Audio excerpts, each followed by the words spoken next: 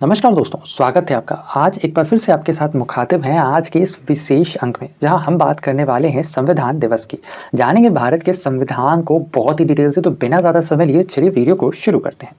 Video शुरू करने से पहले थोड़ा-सा आपको कॉन्टेक्स्ट देते चलें। एक्चुअली में हमारा जो देश है भारत, ये 15 अगस्त सन 1947 को आज़ाद तो हो गया था, बट हमारे देश का अपना कोई संविधान नहीं था। संविधान यानी सेट ऑफ रूल्स। देश को चलाने के लिए कोई ना कोई संविधान की ज़रूरत होती है, नियम की ज़रूरत होती है। इसको आप ऐसे समझ सकते हो जैसे जब भी आप स्कूल में होते हो, कॉलेज में होते हो, ठीक है, या इवन ऑफिसेज़ पे या फिर सड़क पे भी जब आप चलते हो तो उसके भी नियम कायदे होते हैं, राइट? तो इसी तरीके से एक देश को चलाने के लिए नियम चाहिए थे, यानी कॉन्स्टिट्यूशन चाहिए था, जिसके आधार पर हमारा देश चल सके। अब बात आई जब संविधान की, तो इसके रिगार्डिंग एक कॉन्स्टिट्यूएंट असेंबली का गठन किया गया, और इस कॉन्स्टिट्यूएंट असेंबली के द्वारा जब हमारा संविधान बनाया गया तो इसे फाइनली 26 जनवरी सन 1950 को अडॉप्ट किया गया। अब ये तो रही बात हमारे संविधान के एडॉप्शन की। अब बात आती है कि ये जो 26 ऑफ जनवरी है, यह इतना स्पेशल क्यों है? एक्चुअली में 26 जनवरी सन 1900 जो हमारा संविधान है, इसे कॉन्स्टिट्यूएंट असेंबली के द्वारा अडॉप्ट किया गया था, या फिर हम ये कह सकते हैं कि 26 नवंबर सन 1949 को जो संविधान है ये फाइनली बन करके तैयार हुआ था। अच्छा, इसके साथ ही साथ ध्यान रखना है कि जो संविधान है इसे एक्चुअली में दो कैटेगरीज में डिवाइड किया गया होता है। एक होता है रिटेन कॉन्स्टिट्यूशन और एक होता है अनरिटेन कॉन्स्टिट्यूशन। अब बात आती है कि जो हमारे देश का संविधान है यह कैसा है, तो ध्यान रखना है हमारे देश का संविधान एक रिटेन कॉन्स्टिट्यूशन है।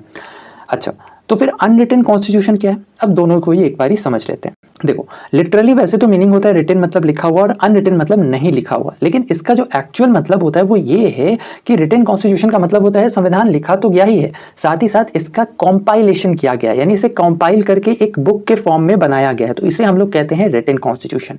और जो अनरिटेन कॉन्स्टिट्यूशन होता है, इसका मतलब ये नहीं है कि उस पर्टिकुलर देश में कोई कानून नहीं है, कोई नियम नहीं है। वहां भी नियम है, मतलब वहां भी जो रूल्स हैं, सेट ऑफ रूल्स, ये वहां भी हैं, बट वहां कंपाइलेशन नहीं किया गया है, कंपाइल करके एक बुक के फॉर्म में तैयार नहीं किया गया है, तो इससे हम लोग कहते हैं अनरिटेन कॉन्स्टिट्यूशन। होप सो ये पॉइंट क्लियर हो गया होगा।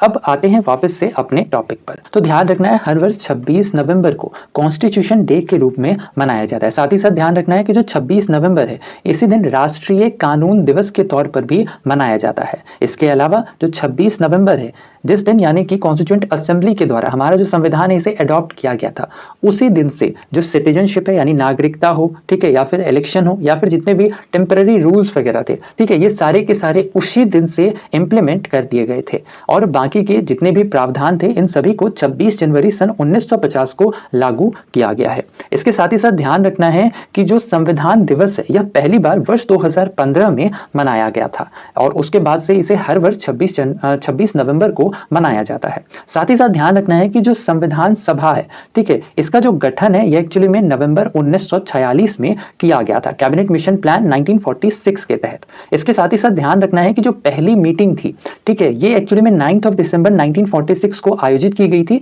जिसके अंतर्गत संविधान सभा के अस्थायी अध्यक्ष के तौर पर डॉक्टर सच्चिदानंद सिन्हा को चुना गया था। हालांकि इसके कुछ दिन के बाद ही यानी कि 11 दिसंबर 1946 को डॉक्टर राजेंद्र प्रसाद को संविधान सभा के परमानेंट अध्यक्ष यानी कि अस्थायी अध्यक्ष के तौर पर चुन लिया गया था। साथ ही साथ जो एच.सी. मुखर्जी हैं इन्हें वाइस प्रेसिडेंट और बी.एन. राव को कॉन्स्टिट्यूशनल एडवाइजर यानी कि संवैधानिक सलाहकार के तौर पर चुना गया था। इसके अलावा इस संविधान सभा के अंतर्गत कुल 15 महिला सदस्य भी थी। अच्छा, इसके रिगार्डिंग अभी हाल ही में सीजीएल के अंतर्गत एक सवाल पूछा गया था, यही सवाल था, ठीक है, जो संविधान सभा इसके अंतर्गत कुल कितनी महिला सदस्य थी, तो ध्यान रखना है 15 वुमेन मेंबर्स थी कॉन्स्टिट्यूएंट असेंबली के अंतर्गत। इसके साथ ही साथ संविधान सभा के अंतर्गत कई सारे मेजर कमिटीज बनाए गए थे। इनमें से कुछ प्रमुख कमिटीज को यहाँ पर हम लोग डिस्कस करने वाले हैं। इसके अंतर्गत जो सबसे पहली समिति बनाई गई थी यह थी ड्राफ्टिंग कमेटी, और जो ड्राफ्टिंग कमेटी थे इसके अध्यक्ष थे डॉक्टर बी.आर. अम्बेडकर, ठीक है, नाम ध्यान रखना है, doctor B R. Ambedkar drafting committee के अध्यक्ष थे यानी चेयरमैन थे। अच्छा, साथ ही साथ ये भी ध्यान रखना है कि जो ड्राफ्टिंग कमेटी है इसके अंतर्गत कुल 7 सदस्य थे।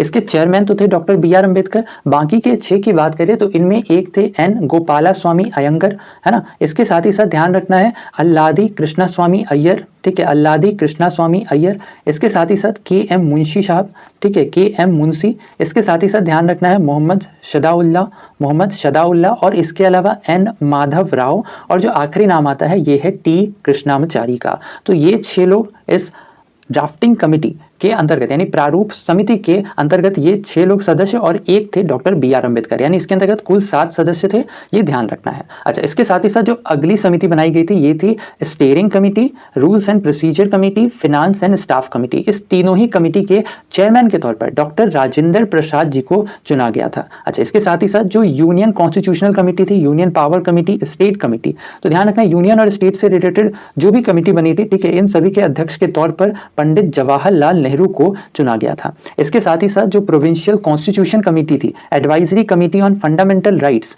और साथ ही साथ minorities and tribal excluding areas, इन सब के रिगार्डिंग जो कमिटीज बनाई गई थी, इस सभी के चेयरमैन के तौर पर सरदार वल्लभ भाई पटेल जी को चुना गया था। साथ ही साथ fundamental right and subsidies law के रिगार्डिंग जो कमेटी बनी थी, इसके चेयरमैन के तौर पर जे बी कृपलानी थे, जबकि बिजनेस कमेटी के चेयरमैन के तौर पर के एम मुंशी को चुना गया था। ये ध्यान रखना है, के एम मुंशी को बिजनेस कमेटी का चेयरमैन भी बनाया गया था और साथ ही साथ ये ड्राफ्टिंग कमेटी के अंतर भी थे, ये भी ध्यान रखना है।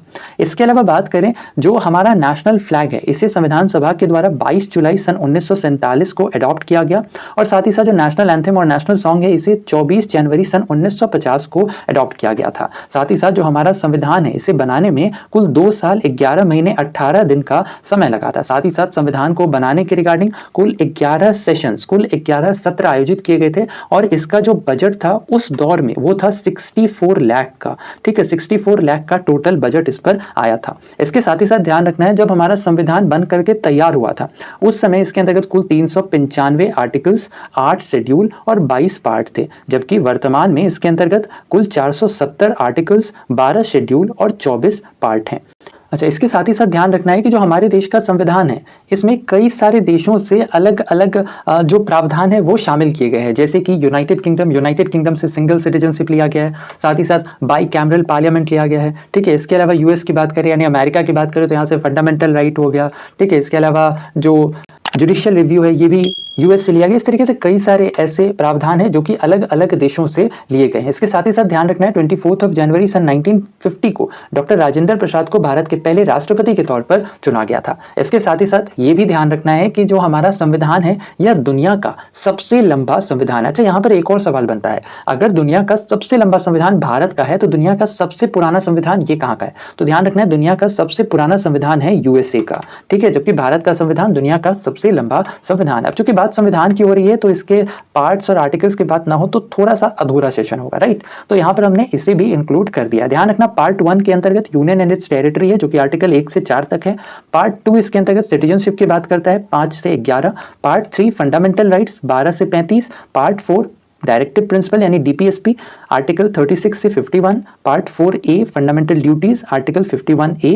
इसके अलावा पार्ट 5 जो है ये यूनियन की बात करता है आर्टिकल 52 से लेकर के 151 तक। इसके अलावा ध्यान रखना है कि जो पार्ट 6 है ये एक्चुअली में स्टेट के रिगार्डिंग है जो कि आर्टिकल 152 से लेकर 237 तक है। साथ ही साथ जो पार्ट 7 है इसे एक्चुअली में 7th अमेंडमेंट के तहत जो कि 1956 में हुआ था, इसके तहत इसे रिपील कर लिया गया था। और जो पार्ट 8 है इसके अंतर्गत यूटीज की बात की गई, आर्टिकल 239 से लेकर 242 तक है। साथ ही साथ जो पार्ट 9 है इसमें पंचायत की बात की गई है। Part 9A municipalities, part 9B cooperative societies और साथ ही साथ जो पार्ट 10 है इसके अंतर्गत बात किया गया है शेड्यूल्ड एंड ट्राइबल एरियाज के बारे में। साथ ही साथ जो पार्ट 11 है इसके अंतर्गत relation between union and states. Part 12 के अंतर्गत finance, property, contracts and suits के बारे में बात किया गया। साथ ही साथ जो पार्ट 13 है इसके अंतर्गत ट्रेड एंड कॉमर्स। पार्ट 14 के अंतर्गत services under union and states. साथ ही साथ पार्ट 14A के अंतर्गत ट्रिब्यूनल्स है और पार्ट 15 जो है ये इंपॉर्टेंट ध्यान रखना, ये इलेक्शन से रिगार्डिंग है। साथ ही साथ जो पार्ट 16 है इसमें स्पेशल प्रोविजन दिया गया है कुछ सर्टेन क्लासेस को। और जो पार्ट 17 है इसमें ऑफिशियल लैंग्वेजेस का जिक्र किया गया है। साथ ही साथ जो पार्ट 18 है इसके अंतर्गत इमरजेंसी के प्रोविजंस है और पार्ट जो 19 है ये मिसलेनियस है। इसके अलावा पार्ट 20 के अंतर्गत कॉन्स्टिट्यूशन में अमेंडमेंट की रिगार्डिंग बात की गई है जो कि आर्टिकल 368 में है। साथ ही साथ पार्ट 21 के अंतर्गत टेम्पररी, ट्रांजिशनल और स्पेशल प्रोविजन की बात की गई है। इसके साथ ही साथ जो आखिरी पार्ट है ये है पार्ट नंबर 22। इसके अंतर्गत बेसिकली शॉर्ट टाइटल और कमेंसमेंट की बात की गई है। तो ये था हमारा आज का ये कंप्लीट वीडियो। उम्मीद और आशा है कि वीडियो पसंद आया होगा। अगर वीडियो इन्फॉर्मेटिव लगा है तो वीडियो को लाइक शेयर, चैनल पर नए हैं तो चैनल को सब्सक्राइब करना बिल्कुल ना भूलें। ऐसे इन्फॉर्मेटिव वीडियोस के लिए जाते जाते आपके लिए एक सवाल। आज का हमारा सवाल है, निम्नलिखित में से कौन संविधान सभा की प्रारूप समिति के सदस्य नहीं थे? अगर आपने सेशन को ढंग से लगाया है तो इसका आंसर भी आपको पता होगा। आंसर आप हमें कमेंट सेक्शन में कर सकते हैं। तो वैसे में आज के लिए इतना ही। अपना ख्याल रखें, स्वस्थ रहें, सुरक्षित रहें। आपसे फिर अगले वीडियो में मुलाकात होगी। तब तक के लिए धन्यवाद। Good bye, take care.